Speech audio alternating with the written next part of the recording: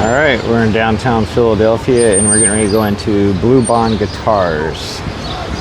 Rock School, used and vintage guitars and guitar repair. And it is in a really small building. But everything is upstairs, so let's check this out. Kind of gives you the vibe of the Lay's Loft, doesn't it? Coming up the stairs. All these old, let's check these out. Old concert posters.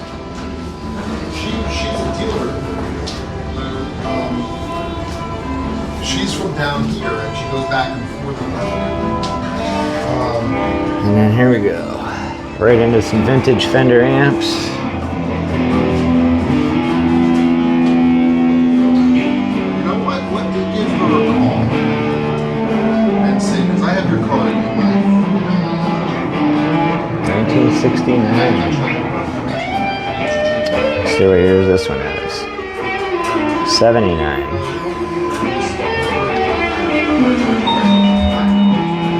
66. 74. This is probably one of those. It's got the guitars in the case. Let me see if I can arrange something that would you be willing to. Pretty good. How are you doing? Thanks. What are you filming for? Oh, YouTube. I'm from Ohio. My wife and I are up here. We came up and talked to her a little bit ago, so Nice. Well, make sure that you guys were okay with filming before we started. we got some fun stuff to film.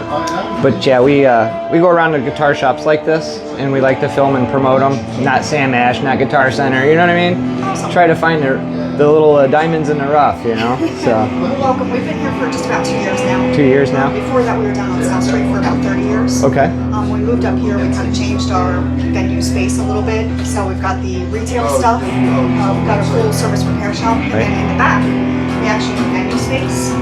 I seen that online. You guys had a stage there. I was like, yeah, we gotta go check that out. Yeah, it's kind of cool. We have a band program. So we basically take adults that know how to play but don't have band bass. Right. So we put them together. We give them a coach, and then we give them 10 weeks worth of practicing, some gentle nudging and guidance Right. while they're playing. And then we have a gig.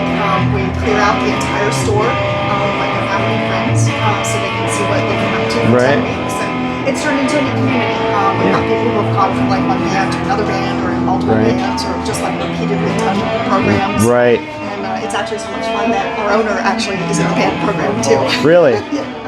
That makes it a lot cooler than just being in a little studio and trying to learn how to play. You're Yeah, doing it with other people, and you're actually in a band. Yeah, that's cool. And then we have a kids program as well too, which we used to have over on South Street. We had Okay. a really strong kids program that we work with. And then up here, there's just not so many kids in the neighborhood, Right. so it became much more of an adult community. Okay. But we did start up again with kids. And matter of fact, Ellie and one of our other employees actually started out with us 20 years ago as kids Right. in our kid program. And just have grown up and now work with us and help other people. Right. Yeah, it's fun. So, were you in a different place We were before this? Out. So, how long have you been in business? It's been 35 years now. 35 years? Yeah. Well, I can't wait to see what you got here. You got some nice looking gear here. It's So. fun. We've met some fun people along the way too. So be sure to check out the space. Right. Pictures on the wall back there. And if you get a chance, check out our area. Check out Lay's Loft in Akron, Ohio. Okay. So we do a lot of business and work with them down there. Nice. Refinishing guitars and stuff like that. And so, yeah. That's some big jobs. If you guys ever need refinish work, it's worth sending it to the Loft in Akron, Ohio. Awesome. Yeah, I mean, amazing work. Just check them Check out. that out. Yep. We do some, like surface work and like repair stuff, Right. like headstock repairs and finish work. But total refinishing, isn't the area of our Right. expertise. Yeah. We can do it, but it's Yeah. it's a different. This is Rich. How you doing? They're filming for.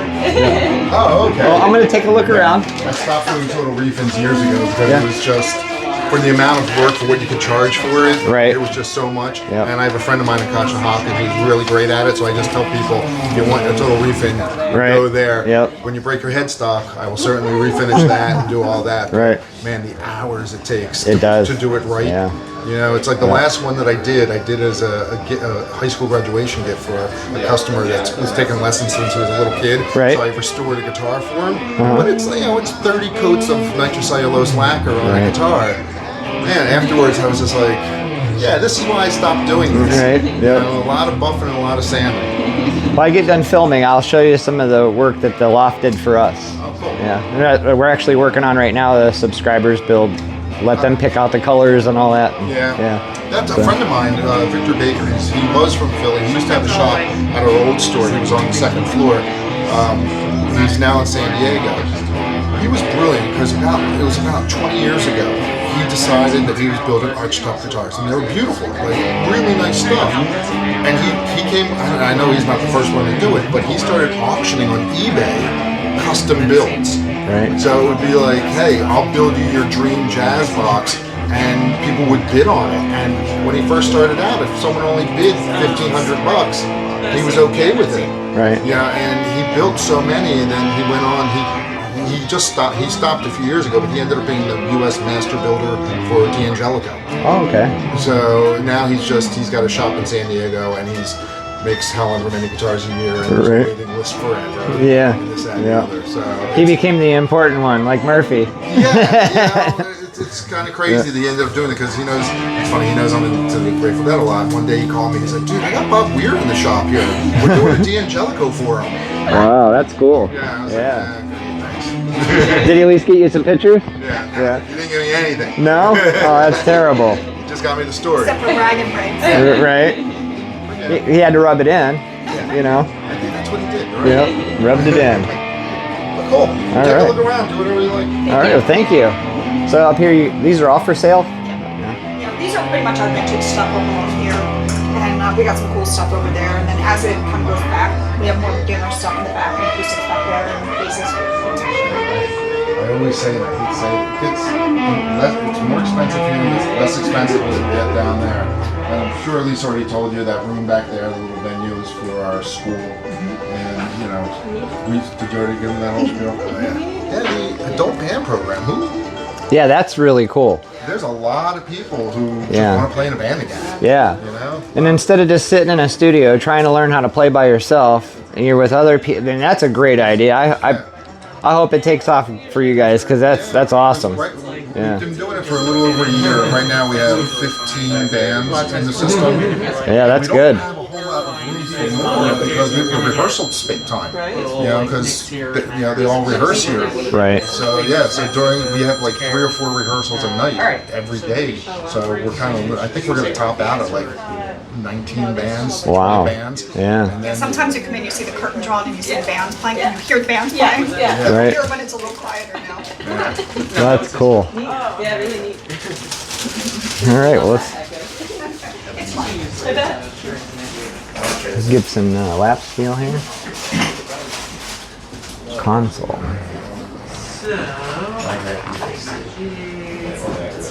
I didn't check it.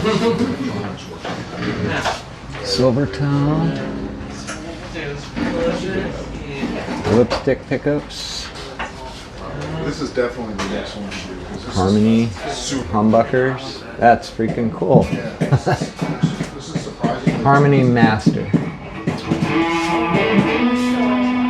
Epiphone. Ibanez. Guild.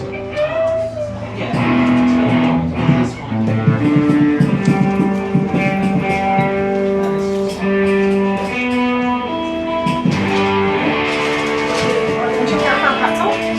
Oh, no, thank you. I've seen it. It must be good. It's a lot of people do. No, it's they're reliable, they're not cheap.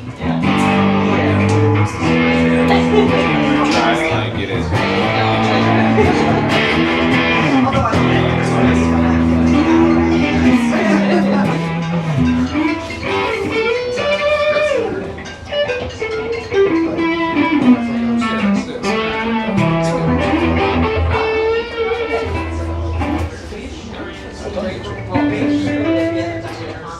I don't think you are, since that's an age.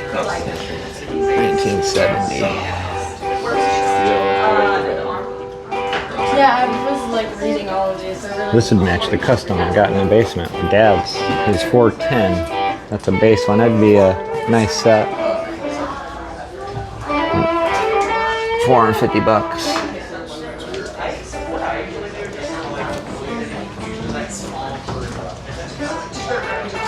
So you're not doing the audio like that. So, what do you guys? What's your YouTube channel? It's that guitar guy. I'll share it with Okay. you. I am doing the audio on Oh, it. Yeah. my bad. That's okay. No. Yeah. I'll share it with you after I post it. Okay, cool. That's what I like. Like I said, I try to find little diamond in the roughs like this. Not Sam Ash, not Guitar Center. You know what I mean? No, I hate going in those stores. Right. It's You gotta- it's a weird thing. Yeah. We were actually just in Rudy's up in Scarsdale yesterday.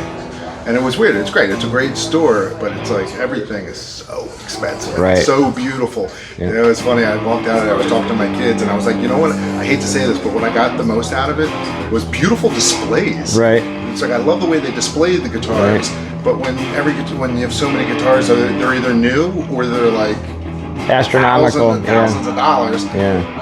You know, it's a little less interesting. It is. I know that yeah. sounds crazy though, because you're supposed to like be in all of those guitars, but like it feels like a museum. You know, Mm-hmm. Yep. and it becomes a little overwhelming. It's like, oh look, another $40,000 guitar. Yeah. Never going to touch that. Yep. Exactly. Yep. But yeah, so you know, in Philly, what we've always done, it's like Philly's vintage market isn't as strong as a lot of other cities.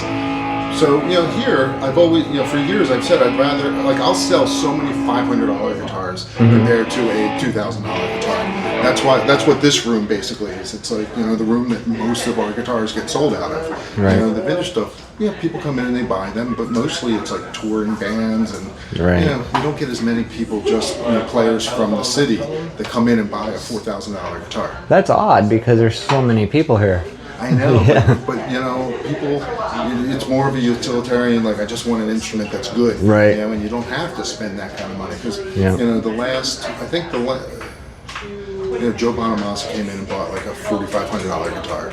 You know, and like that happens where people, you know, famous people come in and they'll do that. Right. But rarely is it just like a player that, you know, that Right. I don't know. It's like, oh yeah, I like that guitar. But it does happen, but Yeah. it's not as often. Yeah. But it's good, you know.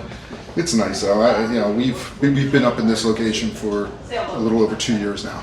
The other location we're there for 30 years, so we're just kind of settling into this space. Right. Yeah, it's Yeah. weird. It's weird, you know, trying to figure out the venue and the guitar space in one space. But it's working out well. Yeah. There's the. We're just working our way back there. So you said 3 times a week you do rehearsals? No, every night. Oh, night every night. Yeah, every night. It's we have, because you know, with the adult program, it's not necessarily for beginners. It's for people that can play but just want to play in a band. Right. You know, and it's like a lot of people. It's like I used to play in a band when I was, you know, in high school and in college. Now I'm 35 and it's been years. Or we have some 20-year-olds and we have some 60-year-olds. It's pretty much. Do you have any success stories where people have stuck together and continued on? Most of our bands do stick together. Yeah. And like I said, when we used to do it at the old location, it was mostly kids. And we've had some bands that are still together years later. Right. And here since we've only been doing it for the 2 year or a year and a half, we have one band that left us to be a band and go play bars and stuff. That's cool. And we've had a bunch of other bands that stay together because it's a 10-week program. But it's not like a one and done. That band stays together and they keep playing. And they don't know each other coming into it, No, right? coming in, no, yeah. they don't. Yeah, that's cool. Yeah, it's really neat. But what we do is, you know, we're on top of a bar. So I made a deal with them that, you know, I give them drink tokens. So after the rehearsal, the band goes downstairs and gets a round of beer. Right? Yeah, because I want them to be friends. Exactly, You yeah. know, and it's really worked. It's been a lot of fun. It's a silly story of it, but one of the bands asked me to do a song with them, and I enjoyed it so much. And I haven't played in a band since before COVID, and I was like, you know what? I'm going to form my own band. Mm-hmm. So we did. Like I got some of the players from our program, and we rehearse once a week, and then every 3 months we do a show here. And that's enough. That's all I don't need. Is that your wife that I was talking to? Yeah, she said you guys would clear all this out and get family and friends up here. And Yeah, all of this gets cleared out. There's a barrier that we put right at that, you know, from that corner to that. It's Right. a pull-out barrier, so everything goes behind that. So this whole thing becomes where, you know, the venue space. Right. And we only do it we don't rent it out for other bands to come in. It's only for people enrolled in our programs. Right. Yeah, so it's so far so good. Kind of like church. Yeah. Yeah. And you know, I'll tell you a silly story that you don't have to use at all. But when I was young, I started doing this when I was in my mid-20s. So 30 some odd years ago, I had a dream. And I always describe it this way. It's like I didn't have like a Martin Luther King, I have a dream. No, Right. I literally woke up from a dream that I had a guitar shop that was connected to like a cafe deli type of, you know, or Right. cafe thing. So that had like open mic and a stage. So it was like a performance space on one side with glass down the middle and a guitar shop on the other. Right. And my whole life I was like, I want to mix a performance space with my shop. Right. And we finally did it. You got it. After all Yeah. these years. Premonition. Yeah, it was, you know, it was weird. Yeah. And then, can I point out one other thing? Yeah. There's Absolutely. a local artist, Joe B. Mm-hmm. He's always done these great cutouts. And in the old store, he always, you know, he'd hang so much stuff up that we had a wall dedicated to him. And one day he would never take the stuff down. We'd just put it. Every time he hung a poster, it would go on top of the other posters. And one day the whole thing fell down, and it was like this thick of paper Just stuck paper. to the wall. Yeah. So when we moved here, I called him up and I was like, Joe, I got this space. Do something. And I was like, I don't care. Do whatever you want. Just, you know, fill this wall. So he came in and did that. Yeah, that's nice. You can see the acoustic, the headstock, the what's like a banjo, a Stratocaster pickup. There's all kinds of Yeah. stuff hidden in that. Yeah. Yeah. Yeah, that's nice artwork there. I like the natural lighting that comes in too. Yeah, it's a great space. You know, it really is. It works perfectly for what we want it to do. Yeah, it looks like you guys have a lot of fun here. That's just awesome.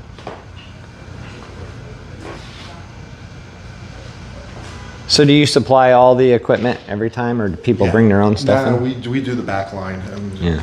Yeah. That way you know what's going on, it's done, it's not and screwing around. we have it dialed in for the sound system, so it's really great. You know, and it's like we've got a Roland's set up there.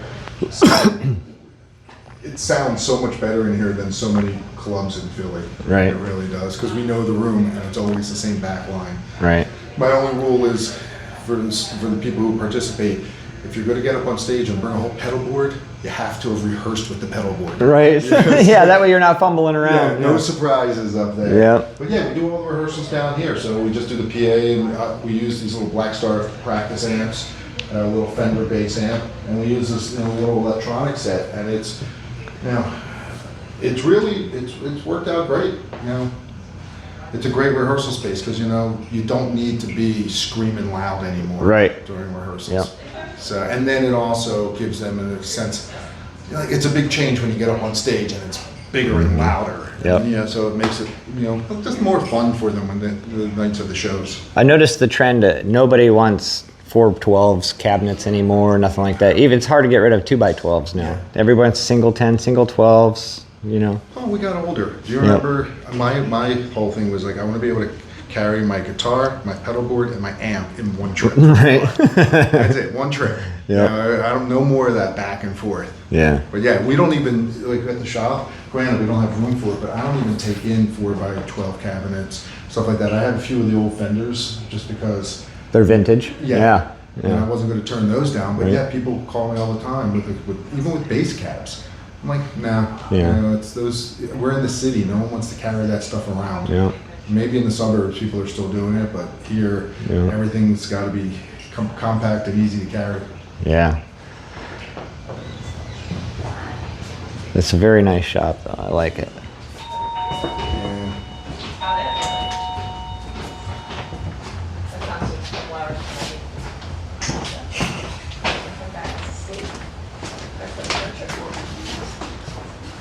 hello. Hi. Going. So there we are, guys. So this guitar, like the intonation, like particularly the low. Hopefully you guys enjoyed these videos. And we're gonna go look around for a couple more shops like this while we're here waiting for the Buckethead second show. And then tomorrow, before we head back to Ohio, we're going to try to get another shop or two in. So stay tuned for that. Until then, don't forget to like and subscribe. And as always, thank you for watching.